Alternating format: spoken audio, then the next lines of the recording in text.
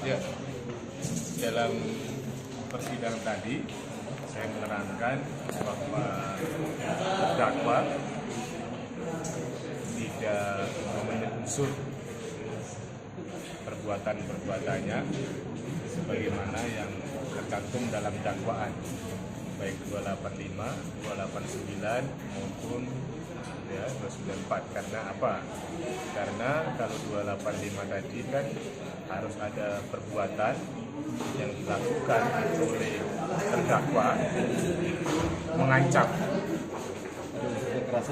mengancam kekerasan atau ada unsur kekerasan. Jadi kalau lihat dari kronologisnya kan tidak ada tindakan yang berupa kekerasan atau kemudian ancaman kekerasan untuk dilakukan persetubuhan atau kemudian tindak pidana pencabulan. Jadi kenapa saya mengatakan itu? Karena dari bukti-bukti yang diungkapkan tidak ada tindakan yang misalnya memukul, menendang atau kemudian tindakan-tindakan fisik yang dilakukan kepada korban misalnya seperti itu, atau juga tidak ada bukti yang menunjukkan bahwa dia akan melakukan kekerasan jika tidak menuruti kemauan misalnya dari terdakwa misalnya. Tetapi perbuatan itu terjadi, tidak ada terpaksa, tidak ada ketakutan, tidak ada terancamnya, tidak ada tersakitinya, dan lain sebagainya. Sehingga unsur di 285 maupun 289 tidak terpenuhi. Karena apa? Karena unsur utamanya adalah selain persetubuhan, selain di luar perkawinan adalah unsur kekerasan dan ancaman kekerasan. Demikian pula di 289 unsur utamanya juga harus ada kekerasan atau ancaman kekerasan. Itu yang tidak terbukti. Ya.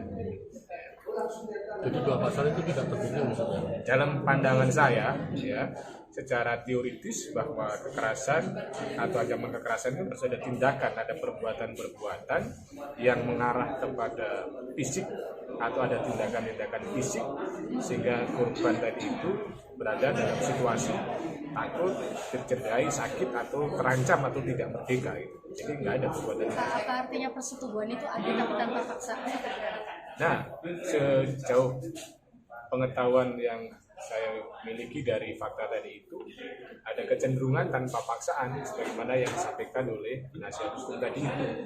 Jadi persetubuhan itu taruhlah terjadi misalnya, tetapi kan tidak dengan kekerasan atau ancaman kekerasan. Kalau kemudian ternyata ada persetubuhan tanpa kekerasan atau ancaman kekerasan, berarti ya 285-nya nggak masuk di situ.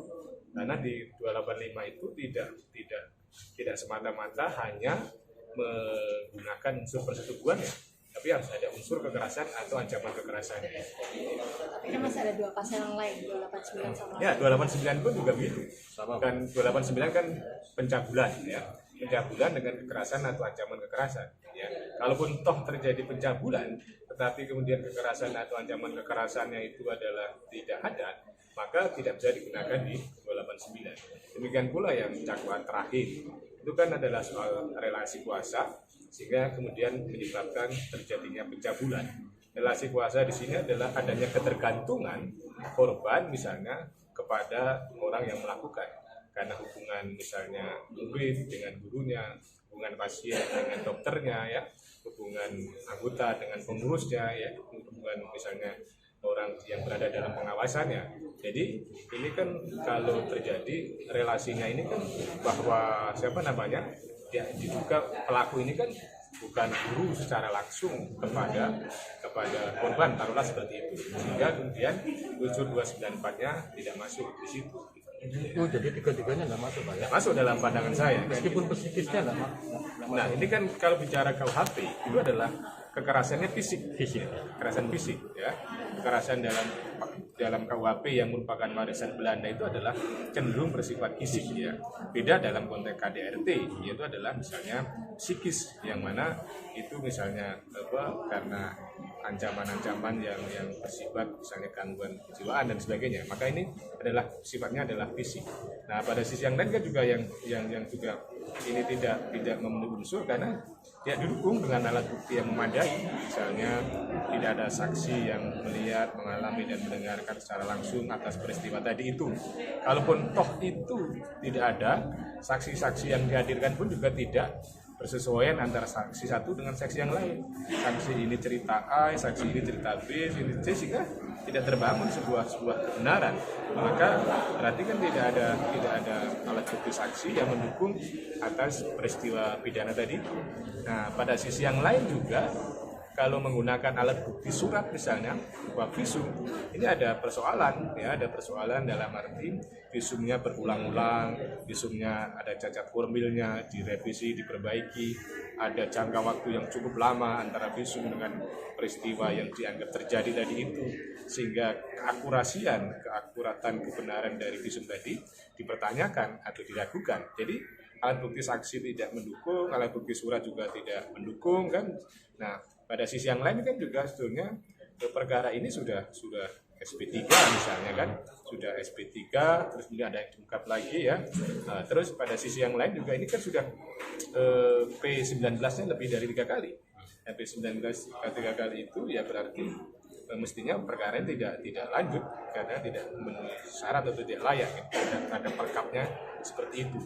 Jadi saya berharap misalnya dalam persidangan ini tidak terpengaruh opini, tapi adalah berdasarkan fakta, alat bukti yang kemudian membentuk sebuah keyakinan hakim sehingga menghadirkan keadilan bagi terdakwa dan menghadirkan keadilan juga misalnya bagi korban sekiranya memang dia benar-benar korban. Tapi kalau kemudian ternyata bukan korban kan, maka kan jangan sampai orang yang tidak salah diperlakukan tidak adil kan seperti itu. Pak, bisa dipertegas lagi soal relasi kuasa yang dakwaan terakhir tadi loh Pak, antara murid dengan saat itu kenapa nggak bisa? Nah, karena kan yang bersangkutan ini terdakwa tidak mengajar secara langsung kepada yang bersangkutan atau yang dianggap korban tadi itu, tapi dia sebagai wakil rektor atau apalah ya, sehingga tidak semuanya orang yang berada dalam struktur institusi pendidikan itu punya relasi kuasa dengan muridnya, karena tidak ada akses tentang nilai, tidak ada akses untuk mengajar ya, maka relasinya ini adalah relasi tidak langsung, bukan relasi secara langsung. Sementara kalau dalam lihat konstruksi 294 tadi itu adalah mengarah kepada relasi kuasa secara langsung gitu. Sehingga ada ketergantungan ya. Di DPO itu sempat diumumkan oleh Kapolda jika korbannya tinggi itu bisa berubah menjadi satu. Itu secara hukum gimana?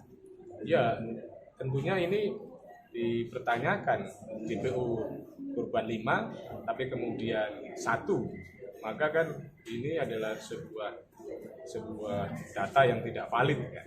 Tetapi lagi-lagi harus kembali pada fakta persidangan ya, kepada alat bukti.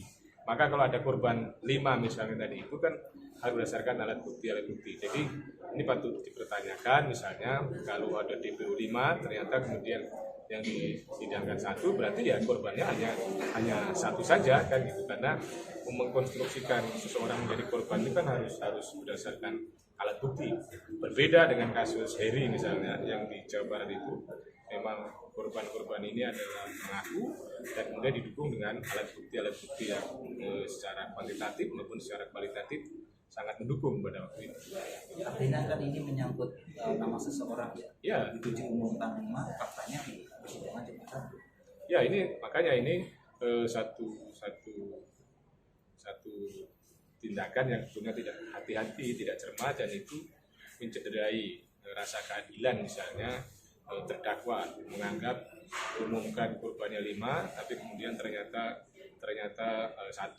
Seharusnya ini direhabilitasi mana yang benar sebetulnya korban tadi itu. Kalau ternyata sidangnya cuma 1, berarti korbannya cuma 1. Jangan kemudian ada stigma bahwa seolah-olah korbannya 5 sebagaimana yang diumumkan dalam DPO, karena semuanya kan harus berasal dari apa yang terungkap dalam fakta persidangan. Siap. Prof, nama lengkap? Suparji gitu aja, Suparji Ahmad. Suparji Ahmad. Ya, dari mana?